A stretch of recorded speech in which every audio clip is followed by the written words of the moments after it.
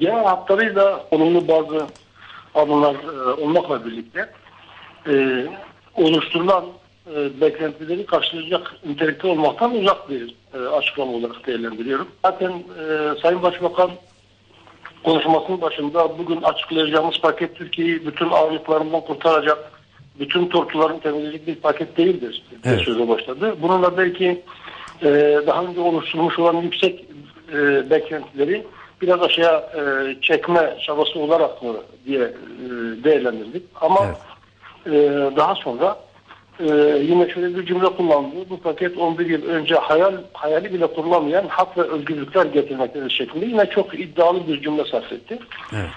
Şüphesiz bu paketin içerisinde olumlu olarak değerlendirilebilecek, alkışlanacak bazı şeyler var. Biz baştan beri söylüyoruz, işte az önce yine Fikret Bey dile getirdi.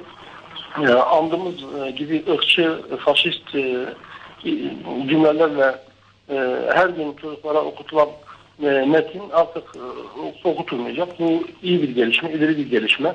Kılık kıyafet yönetmeliğiyle ilgili kamuda başörtüsünün serbestleşmesi, resmi kıyafet giyme zorunluluğunun polis, asker ve yargı mensuplarıyla sınırlanacak olması iyi şeyler, güzel şeyler. Fakat bu paketin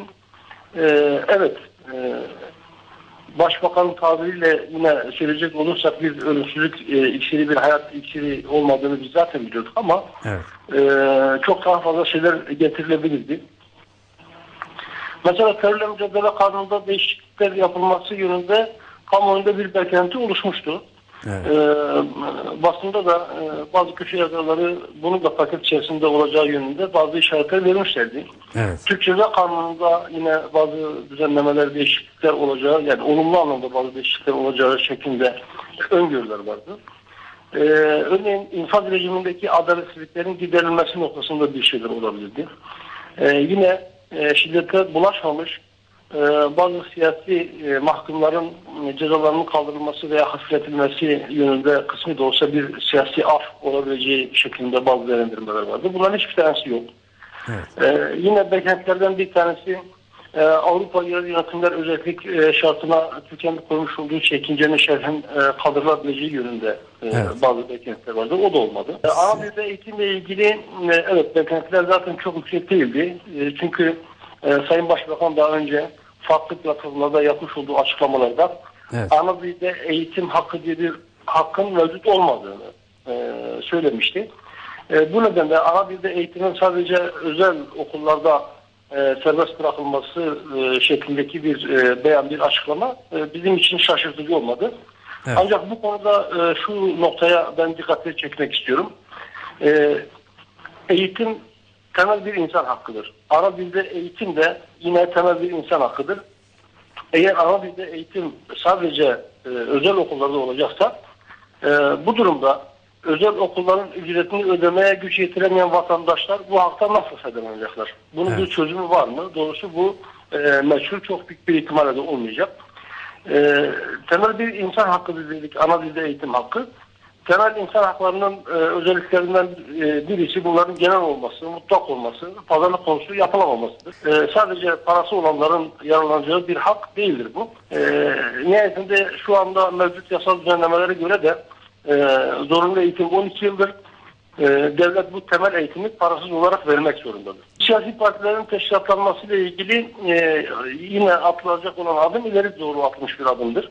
Şu anda mevcut siyasi partiler kanununa göre bir partinin kendi ismi ve logosuyla parti olarak seçime katılabilmesi için Türkiye'nin vilayetlerinin en az yarısında, yani bu durumda mevcut vilayet sayısına göre 41 vilayete tekabül ediyor bu.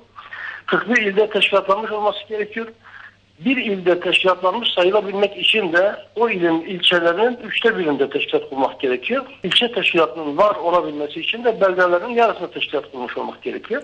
Beldelerde teşkilat kurma zorunluluğunun ortadan kaldırılması olumlu bir adım. Yani siyasi partilere seçime katılma konusunda getirilen şartların ağırlığının bir nebze hafifletilmesi anlamına geliyor.